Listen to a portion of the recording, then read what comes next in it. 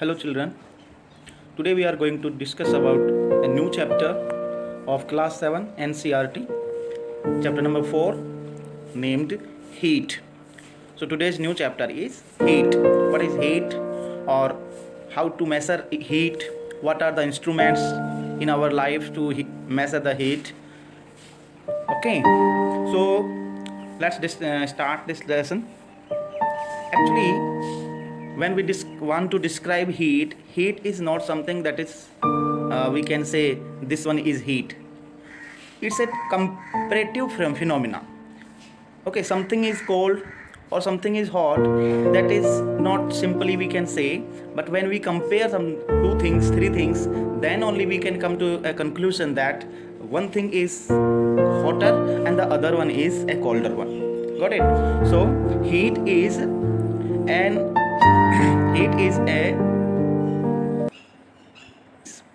a comparative phenomena to compare two or three things, whether one is hot or a cold one. Okay, चलिए आज हम discuss कर रहे हैं hot और कोल्ड के बारे में। सबसे पहले देखते हैं, तो इसके लिए एक एक्टिविटी हम कंडक्ट कर रहे हैं। टेबल नंबर 4.1 में आपकी दी हुई है। आइसक्रीम सभी लोगों को पसंद है, मुझे लग रहा है सभी लोग आइसक्रीम खाते ही हैं, है ना।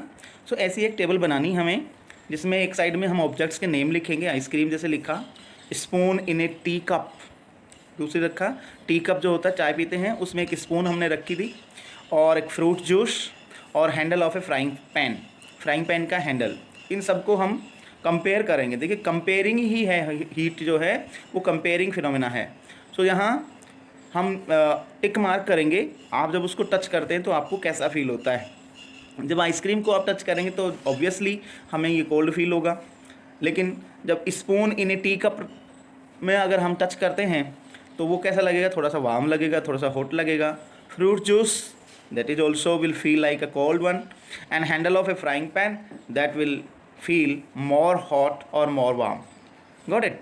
So अब हम यहाँ एक कंक्लूजन पर आते हैं कि यहाँ अगर हम देखें तो सबसे ठंडा जो हमें फील होगा that will be the ice cream, and तो सबसे ज़्यादा को हॉट हमें फील होने वाला है वो या तो हो सकता है spoon in a tea cup, और it may be a handle of a frying pan. Got it? So अब यहाँ हम कंपेयर कर सकते हैं कि सबसे गर्म कौन सी है, सबसे ठंडी कौन सी है, इससे और आइसक्रीम और spoon in a tea cup, इन दोनों में से कंपेयर करें तो आइसक्रीम हमें कोल्ड फील होगी और spoon in a tea cup ये जो हमें हॉट फील होगी।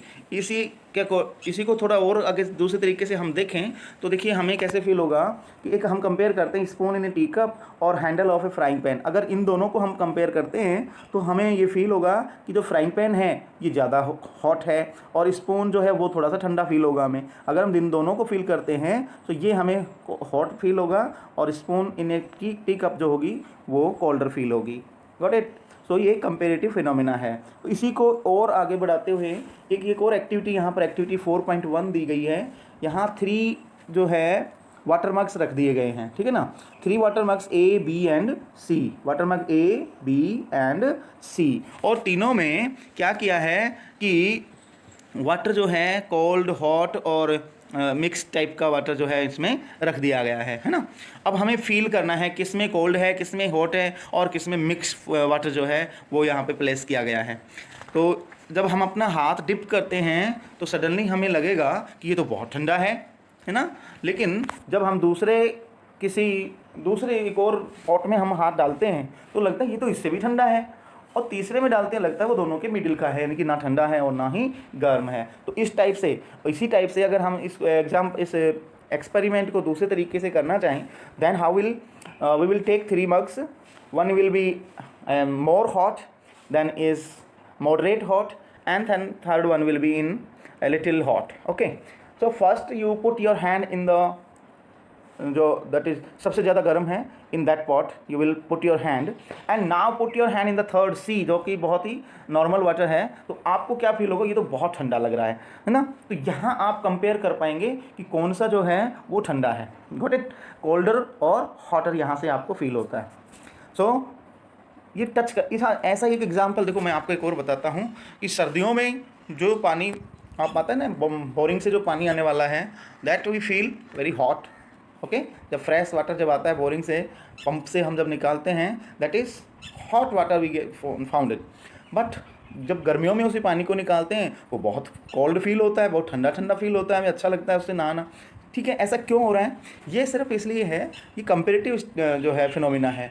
एक सर्दियों में जो है बाहर का टेम्परेचर जो है वो बहुत कम रहता है और अर्थ का टेम्परेचर तो सेम ही है। तो अर्थ में से जब वाटर बाहर निकालते हैं तो उसका टेम्परेचर उसी टेम्परेचर पर है, लेकिन अब बाहर का जो टेम्परेचर है वो क्या है, बहुत ज़्यादा ठंडा है। तो हमें वाटर कैसा फील होता है, हॉट फील होता है। लेकिन जब गर्मियों की बात करें तो गर्मियों में बाहर का टेम्परेचर हाई है, अब वाटर जो अंडरग्राउंड वाटर जो हम निकाल रहे हैं उसका टेम्परेचर तो वही रहना है, वो चेंज नहीं होता। तो जब वो अंडरग्राउंड वाटर को हम निकालते हैं तो वो हमें कैसा फील होता है, कोल्ड फील होता है। क्यों? क्योंकि बाहर का टेम्परेचर बढ़ गया है, पानी का टेम्परेचर कम ज़्यादा नहीं हो रहा है, टेम्परेचर जो एनवायरनमेंट का है हमारा वो टेम्परेचर जो है वो कम ज़्यादा हो रहा है। तो ये एक कंपेरेटिव फिनोमिना है, कंपेयर करके ही हम बता सकते हैं कि कोई चीज़ हॉट है या कोई चीज़ कोल्ड है। ठीक है ना। अब बूझो यहाँ पर इसी एक्सपेरिमेंट को करते हुए क्या फील कर रहा है। Boojho says my left hand tells me that the water in mug C is hot and the right hand tells me that the same water is cold. What should I do और what should I conclude? ये क्या कह रहे हैं कि मेरा left hand जो है वो तो बताता है कि जो मग सी में जो वाटर रखा है that is very hot, that is hot, and but the right hand tells me that the same water is cold. क्यों? क्योंकि राइट हैंड जो था वो ज़्यादा हॉट वाटर में पहले रखा हुआ था। ठीक है, अब उसको सी में जब हम रखेंगे तो वो उसको क्या फील होता है, कोल्ड फील होता है। लेकिन जो लेफ्ट हैंड था वो ऑलरेडी सबसे पहले कहाँ रख दिया हमने, सी में ही रखा है, तो सी थोड़ा कम गर्म था, that is why it feels थोड़ा गर्म। सी जो है लेफ्ट हैंड को तो गर्म लग रहा है, लेकिन इन राइट हैंड को क्या लगेगा, वो थोड़ा सा ठंडा लगेगा, क्योंकि राइट हैंड पहले से ही और ज़्यादा हॉट वाटर में रखा हुआ था। तो ये कंपेयर जब हम करेंगे तो कंपेरेटिव फिनोमिना है ये। ठीक है, चलो और देखो, how do we find out that an object is really hot और an object is really cold?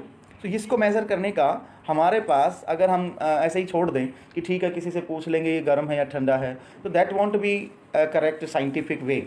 तो साइंटिफिक वे को इंट्रोड्यूस करने के लिए फिर यहाँ पर एक इन्वेंशन रहा है, that is called thermometer. Okay, thermometer जो है एक एपरेटस है, एक इंस्ट्रूमेंट है जो किस काम में आता है, टेम्परेचर को मेज़र करने में काम आता है। तो इसकी जो डेफिनेशन हम समझेंगे वो क्या होगा, temperature is measured by a device called thermometer. और इसको दूसरे से वर्ड्स में हम अगर लिखें, thermometer is a device to measure temperature. Okay, so temperature को मेज़र करने के जो डिवाइस है उसका नाम क्या है, थर्मामीटर। थर्मामीटर तो देखा होगा बहुत से बच्चों ने, नहीं देखा? चलिए मैं दिखा देता हूँ आप सबको। डॉक्टर के पास जब जाते हैं आप तो आपको इस तरह से, एक पहले तो इस तरह से यूज़ करते थे, आजकल तो कौन से डिजिटल आ गए हैं, तो आपको मेज़र करने की ज़रूरत है, वो तुरंत ही आपको जो है नंबर्स में बता देता है। इस तरह से ये डिजिटल थर्मामीटर है, इसमें पता चल जाता है कितना आपका टेम्परेचर है। ठीक है ना। चलिए, तो temperature, how to measure a temperature, देखिए यहाँ ध्यान दीजिए। टेम्परेचर जो है मेज़र करने के लिए थर्मामीटर का यूज़ किया जाता है। तो अब थर्मामीटर भी 2 टाइप्स के होते हैं। ठीक है, एक होता है क्लिनिकल थर्मामीटर जो हमारी बॉडी को टेम्परेचर को मेज़र करने में काम आता है, and the other one is a laboratory thermometer. Laboratory thermometer use to measure the temperature of things in a laboratory. Got it? It's a higher temperature scale of laboratory thermometer. But in our body temperature, to measure different kind of thermometer, that is called clinical thermometer. Okay, जो clinic में जो thermometer use होता है उसको हम clinical thermometer कहते हैं। ठीक है, अब इसकी एक रेंज, ये एग्ज़ाम में पूछता है कि क्लिनिकल थर्मामीटर की रेंज क्या होती है। सो क्लिनिकल थर्मामीटर की रेंज आपको बतानी है कि ये 35 degree centigrade to 42 degree centigrade होती है। ठीक है ना। हाँ, और अगर हम बात करें लेबोरेटरी थर्मामीटर की तो उसकी रेंज होती है 0 degree to not 0 -10 degree to -10 degree centigrade to 110 degree centigrade. ये स्केल किसकी होती है, लेबोरेटरी थर्मामीटर की। ठीक है, इसका मतलब क्या हो गया कि ये जो लेबोरेटरी थर्मामीटर है ये -10 डिग्री से लेकर और 110 डिग्री सेंटीग्रेड तक के टेम्परेचर को मेज़र कर सकता है। बट अगर हम क्लिनिकल थर्मामीटर की बात करें तो ये कौन से टेम्परेचर को मेज़र करेगा, 35 डिग्री सेंटीग्रेड से और 42 डिग्री सेंटीग्रेड तक का जो टेम्परेचर है उसी को ये मेज़र करता है। ठीक है ना। और इसके डायग्राम्स मैंने आपको दिखाई, आपको ये डायग्राम बनाना है अपनी नोटबुक में। डिजिटल थर्मामीटर का डायग्राम बनाना, डिजिटल नॉट एनालॉग थर्मामीटर का। अच्छा, इसके बाद रीडिंग ए थर्मामीटर, ये बहुत इंपॉर्टेंट है। आप डॉक्टर, बहुत से आप में से बहुत से बच्चे डॉक्टर बनना चाहते हैं ना? कौन कौन बनना चाह रहे हैं? यस, बहुत हैं, बहुत बच्चे ऐसे हैं जो डॉक्टर बनना चाहते हैं। So if you want to be a doctor you must have a primary knowledge about the things like thermometer also. Okay, ये भी डॉक्टर के यूज़ में काम में आता है। सो अब अगर किसी कोई पर्सन आ गया आपके पास, आप डॉक्टर हैं, आपके पास कोई पर्सन आ रहा है, तो नर्स को आप कहेंगे कि उसका बॉडी टेम्परेचर चेक करें।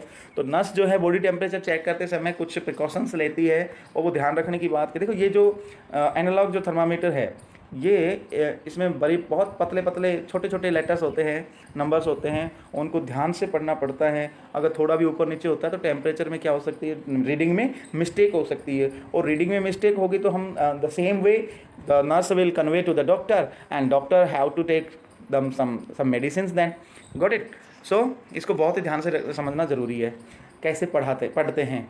चलो इसके लिए क्या क्या चीज़ें ध्यान रखनी है पहले समझो। First one, the thermometer should be washed before and after use, preferably with an antiseptic solution। जब भी थर्मामीटर का यूज़ किया जाए, आप भी जब भी कभी डॉक्टर के पास जाते हैं और अगर आपको कोई थर्मामीटर से चेक किया जा रहा है तो आप उनको बताएं उसको धोना पड़ता है, ठीक है ना? किससे धोना है ये भी ध्यान रखना, एंटीसेप्टिक सॉल्यूशन से उसको वॉश करना जरूरी होता है। Then ensure that before use the mercury level is below 35 degree centigrade. Where is this mercury? तो देखिए यहाँ पे देखो एक बल्ब है, यहाँ पर दिख रहा है आपको ये बल्ब। यहाँ एक्चुअली में होता क्या है, एक मेटल होती है मरकरी जो लिक्विड फॉर्म में रहती है। रूम टेम्परेचर पर कैसे रहती है, वो लिक्विड फॉर्म में रहती है। वो मरकरी जो है यहाँ पर डाली जाती है और ये जो है एक कांच की नली है पतली, और इस कांच की नली के बीच में भी एक पतला सा होल सा यहाँ पर रहता है, पतला होल। इस पतले होल में ही क्या रहती है, ये जो मरकरी है आपका वो अप एंड डाउन होता है। टेम्परेचर बढ़ता है तो ऊपर चला जाता है, टेम्परेचर डाउन होता है तो वो नीचे चला जाता है। अच्छा एक बात बताइए, ये जब टेम्परेचर बढ़ता है तो ये मरकरी का जो लेवल ऊपर क्यों हो जाता है? ऐसा क्या होता है? क्योंकि मरकरी तो यहाँ जो ये बल्ब दिया हुआ है इसमें रहना चाहिए, ये ऊपर उठ के क्यों चला जाता है? इसके बारे में सोचना और आंसर फाइंड आउट करना। अगले लेसन से पहले अगले लेसन को स्टार्ट करने से पहले मैं आपसे पूछूंगा, देखते हैं कितने बच्चे इसका जवाब दे पाते हैं, ठीक है ना?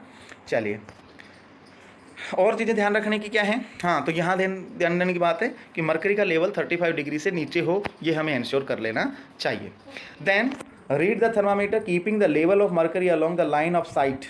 अब देखो जो मरकरी का जो लेवल है वो इस तरह से इसको हमें रीडिंग करना चाहिए कि ताकि जो मरकरी का जो लेवल है वो ऊपर नीचे, अगर हम इसको इस तरह से खड़ा करके मेज़र करेंगे तो थोड़ा सही तरीके से उसको मेज़र करने में हमें दिक्कत आएगी।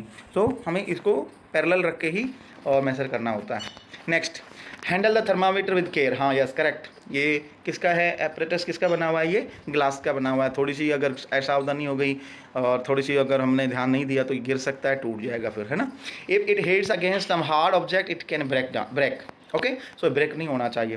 Don't hold the thermometer by the bulb while reading it. अगर आपने बल्ब को होल्ड कर लिया तो बल्ब जो है आपके बॉडी के टेम्परेचर को फिर गेन करेगा, और गेन करेगा तो वो तो टेम्परेचर को पकड़ के रखेगा और बढ़ा देगा आपका। सो ऐसे टाइम में जबकि आपको रीडिंग करनी है थर्मामीटर की तो आप उसके बल्ब को टच नहीं करेंगे। डाउटेड?